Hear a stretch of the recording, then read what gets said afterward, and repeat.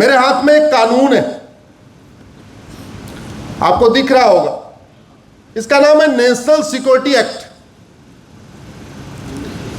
मैं कई बार कह चुका हूं, एक भी अंग्रेजी कानून छूटा तो सुरक्षा चक्र टूटा, और एक भी कांग्रेसी कानून छूटा तो भी भारत टूटा।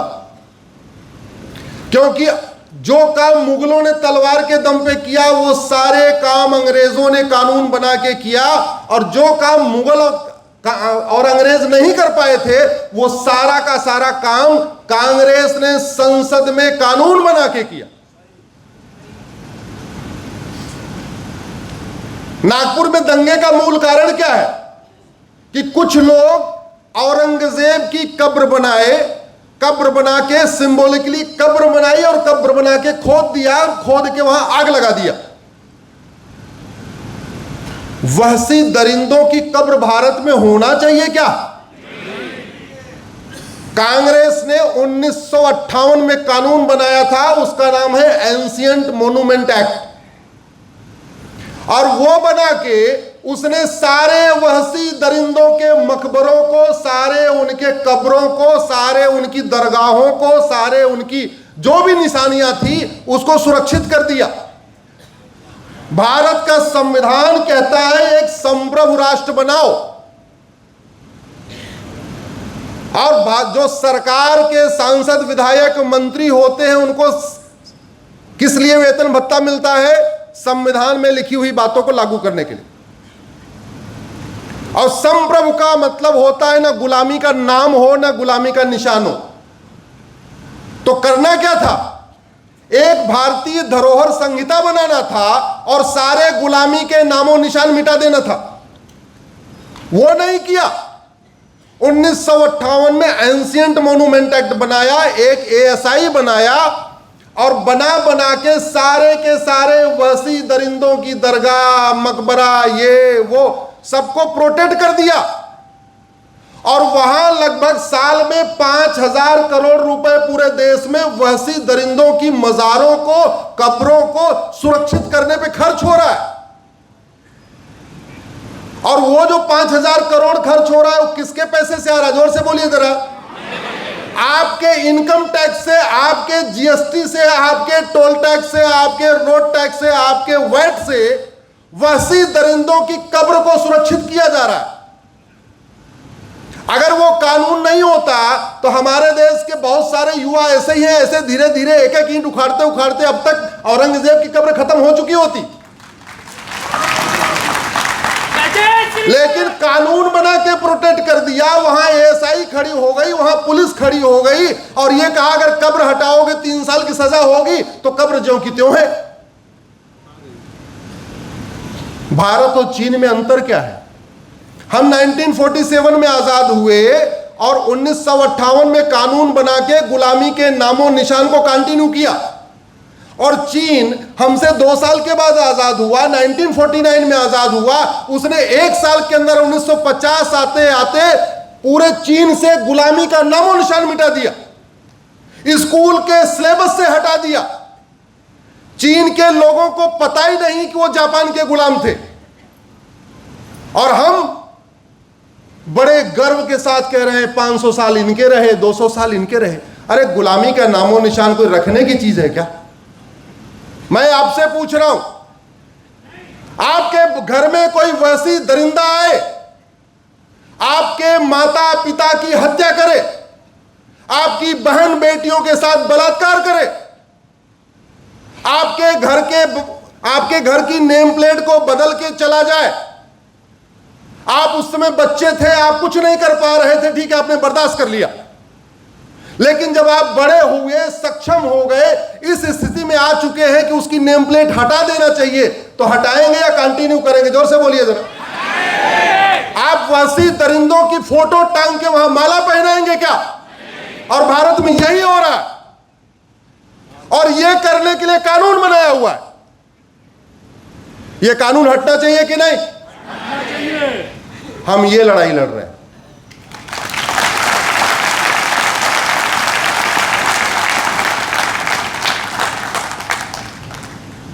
हम लड़ाई लड़ रहे हैं कि गुलामी के नाम हटे, गुलामी का निशान हटे, गुलामी की कुरीतियां खत्म हो, गुलामी की कुप्रथाएं खत्म हो, गुलामी की शिक्षा बदले, गुलामी की प्रशासनिक व्यवस्था बदले, गुलामी की न्यायिक व्यवस्था बदले, गुलामी की टैक्स व्यवस्था बदले, गुलामी की व्यापार व्यवस्था बदले, गुलामी की चुनाव व्यवस्था बदले, गुलामी की कानून व्यवस्था बदले। याद रखिएगा, ये भारत भगवान श्री राम की भूमि है, भगवान कृष्ण की भूमि है, भगवान महावीर की भूमि है, गौतम बुद्ध की भूमि है, छत्रपति शिवाजी महाराज की भूमि है, विवेकानंद जी की भूमि है।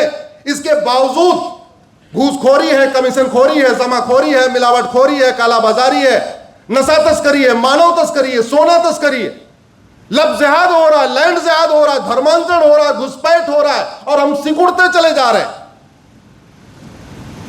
ये जो 3 महापुरुषों ने अपना बलिदान दिया था, आज ये गुलामी के नामो निशान को मिटाने के लिए दिया था या गुलामी के निशान को कंटिन्यू करने के लिए दिया था? मिटाने के लिए। आवाज उठाइए, सबको आवाज उठाना पड़ेगा। इसीलिए हमने तय किया Monday to Friday Supreme Court और सैटरडे संडे आपके बीच में।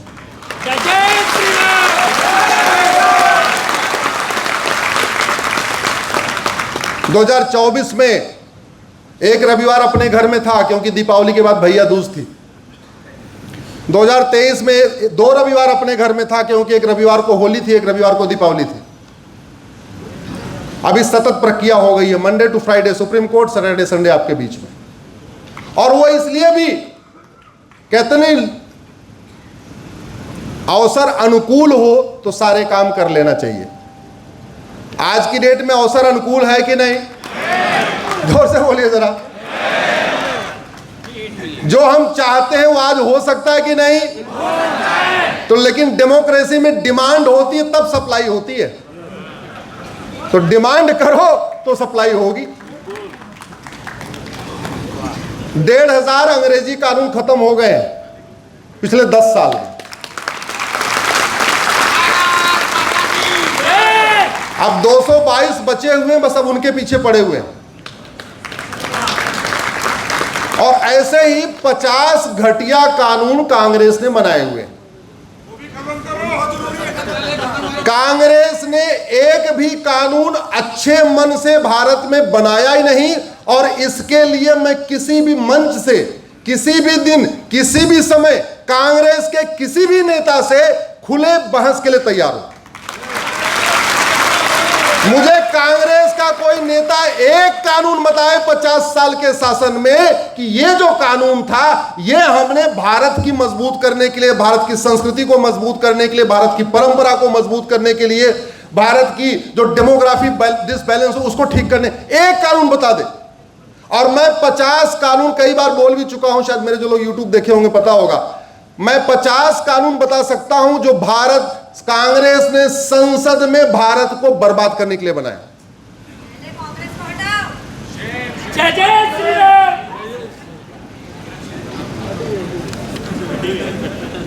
फिर बात वही नागपुर की।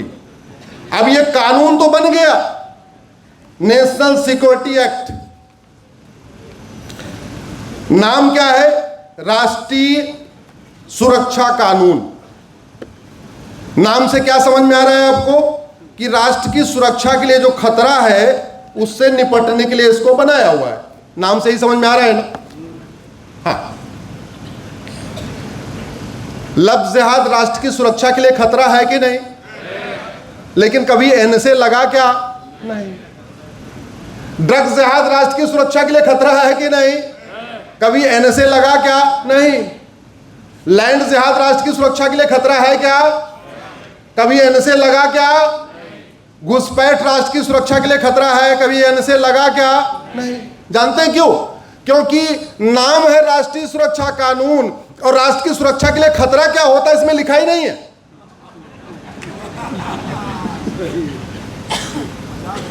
नाम है इसका राष्ट्रीय सुरक्षा कानून, लेकिन राष्ट्र की सुरक्षा के लिए क्या क्या खतरा होता है यह इसमें लिखा ही नहीं है। ऐसे में आपको दूसरा दिखाता हूं। ये 1967 में इस कानून का नाम है, आपको दिख रहा होगा, अनलॉफुल एक्टिविटी एक्ट, यूएपीए बोलते हैं इसको। लफ्ज जिहाद अनलॉफुल एक्टिविटी है क्या? जोर से बोलिए। है। लैंड जिहाद अनलॉफुल एक्टिविटी है कि नहीं? घुसपैठ अनलॉफुल एक्टिविटी है कि नहीं? ड्रग्स जिहाद अनलॉफुल एक्टिविटी है कि नहीं? धर्मांतरण कराना अनलॉफुल एक्टिविटी है कि नहीं? लेकिन जानते कभी लफ्ज जिहादियों पे, ड्रग जिहाद करने वालों पे, घुसपैठ करने वालों के, धर्मांतरण करने वालों पे यूएपीए लगा ही नहीं। क्यों? क्योंकि अनलॉफुल एक्टिविटी क्या है इसमें लिखा ही नहीं है। हाथी के दांत किसी काम के नहीं है, बस दिखाने के हैं। ये अंतर है, ये अंतर है भारत और जहां मैंने बाकी देश बताए उनमें। नागपुर में हिंसा क्यों हुई? उन्होंने कहा कि औरंगजेब की कब्र तोड़ी और उसमें विश्व हिंदू परिषद के 7-8 कार्यकर्ताओं पे भी मुकदमा हो गया। एक चीज बताओ, वहशी दरिंदों की कब्र तोड़ने से धार्मिक भावना आहत होती है क्या? अरे वहशी दरिंदों की कब्र टूटने के बाद अगर किसी को दिल में चोट आ रही है, उसके ऊपर देशद्रोह का मुकदमा लगना चाहिए। अगर कोई वहशी दरिंदों के पक्ष में खड़ा हो रहा है, उसके खिलाफ वेजिंग वॉर का मुकदमा लिखना चाहिए। अगर कोई वहशी दरिंदों के पक्ष में आज खड़ा है कि नहीं इसका नाम मत हटाओ, इसका निशान मत हटाओ, उससे बड़ा भारत के लिए कोई खतरा ही नहीं है। उसके ऊपर एनएसए भी लगना चाहिए, यूएपीए भी लगना चाहिए। जो आज 75 साल के बाद भी बाबर, हुमायूं, तुगलक, गजनी, गौरी, खिलजी के पक्ष में खड़े होकर बात कर रहे हैं, वो भारत के लिए बहुत बड़ा खतरा है। उनको जितने जल्दी जेल में डाल दिया जाए उतना अच्छा है। लेकिन भारत में कानून का राज है, तो जेल में डालने के लिए क्या चाहिए? कानून। यही कानून में बदलाव की लड़ाई में लड़ रहा हूं कि कानूनों को बदला जाए। भय बिन होय न प्रीत, सठे साठ्यम समाचरित। नागपुर में एक आदमी ने अफवाह उड़ा दिया और उस अफवाह के बाद गाड़ी जलना शुरू हो गई और लगातार गाड़ी गई, जली और चुन चुन के गाड़ी जली। जिस गाड़ी में आगे गणेश जी की मूर्ति थी उसमें उसको जला दिया और जिस गाड़ी के सामने माशाअल्लाह लिखा था उसको छोड़ दिया। जिस गाड़ी में ओम लिखा था उसको जला दिया और जिस गाड़ी पे 786 लिखा हुआ था उसको छोड़ दिया। ये नागपुर में हुआ है। क्यों? इसलिए हुआ क्योंकि न शिक्षा में संस्कार है, न कानून का खौफ है। हमारे लिए जो सबसे बड़ी समस्या यही आ रही है, न शिक्षा में संस्कार है, न कानून का खौफ। और एक बात मैं बता दूं, अगर हम घटेंगे तो हम कटेंगे। और जब जब घटे तब तब कटे, और जहां जहां घटे वहां वहां कटे। पिछले 2500 साल में भारत के 25 टुकड़े हुए हैं। 2500 साल में कितने टुकड़े हुए? 2500। और पिछले 200 साल में 7 टुकड़े हुए। दुर्योधन का ननिहाल गंधार भी हिंदू राष्ट्र था, सब हिंदू थे।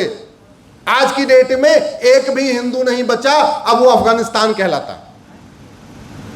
राजा भरत का ननिहाल कैकेय, जहां से माता कैकेयी आई थी, वो भी हिंदू राष्ट्र था। अब केवल 1.5% हिंदू बचे हैं, अब वो पाकिस्तान कहलाता है। ईस्ट बंगाल बांग्लादेश कहलाता है, वो भी हिंदू राष्ट्र था, अब केवल 6 या 7% के आसपास बचे। कश्मीर में भी 100% हिंदू थे और अब केवल बचे हैं 2%। मेघालय में भी 100% हिंदू थे, अब केवल बचे हैं 2%। लक्षद्वीप में भी 100% हिंदू थे, अब केवल बचे हैं 2%। नागालैंड में 100% हिंदू थे, भीम की ससुराल थी, घटोत्कच का जन्म वहां हुआ। जो आप खाटू श्याम जी की पूजा करते हैं, वो बर्बरीक का जन्म स्थान नागालैंड है। उस नागालैंड में हिंदू केवल 8% बचे हैं। अफगानिस्तान से खत्म हो गए, पाकिस्तान से खत्म हो गए, बांग्लादेश से खत्म हो गए, म्यांमार से खत्म हो गए। मालदीव जो मल्लदीप था, राजा राज चोल जहां राज किया करते थे, दक्षिण भारत का हिस्सा था विजयनगरम साम्राज्य का, उसको अब मालदीव कहते हैं। बाकी तो छोड़ो, भारत के 9 राज्यों में खत्म हो गए, 800 जिलों में से 200 जिलों में खत्म हो गए, 6000 तहसीलों में से 1500 तहसीलों में खत्म हो गए। भारत के बॉर्डर पे जो 300 तहसीलें हैं, उनमें 300 की 300 तहसीलों की डेमोग्राफी बदल गई है। और ये सारा खेल हुआ है पिछले 75 साल में। लेकिन जागरूकता ही नहीं है, लोगों को पता ही नहीं है कि एक परिवार ने भारत को किस तरीके से दोबारा बर्बाद करने के लिए क्या क्या सिचुएशन पैदा किया। और स्थिति यह है कि पहले तो कश्मीर को अलग करने की मांग चल रही थी, आजकल नॉर्थ ईस्ट से आवाज उठ रही है हमको एक क्रिश्चियन कंट्री भी बनाना है। ये तो सही समय पे आप लोगों ने अपने 2 पुत्र भेज दिए दिल्ली यहां से।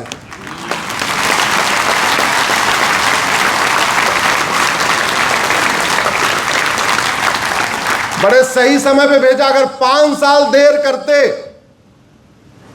तो जैसे दिल्ली में दंगा हुआ ना, हम तो बच गए, भगवान जाने और क्या क्या होता दिल्ली में। पूरे देश को यहां बॉर्डर पे था देश, बिल्कुल बॉर्डर पे था। एक बार अगर खटाखट स्कीम, फटाफट स्कीम, सटासट स्कीम चल गई होती और एक बार लोग और गलती से वोट कर गए होते तो देश तो गया था। बड़े मुश्किल से बाउंड्री से संभला जाके। अब आप लोग तो मुझे पता है, आप सब तो अपने ही हैं, क्योंकि वीडियो बहुत सारे लोग देखेंगे, इसलिए सबको बताना पड़ेगा कि क्या क्या महापाप हुआ है हमें खत्म करने के लिए।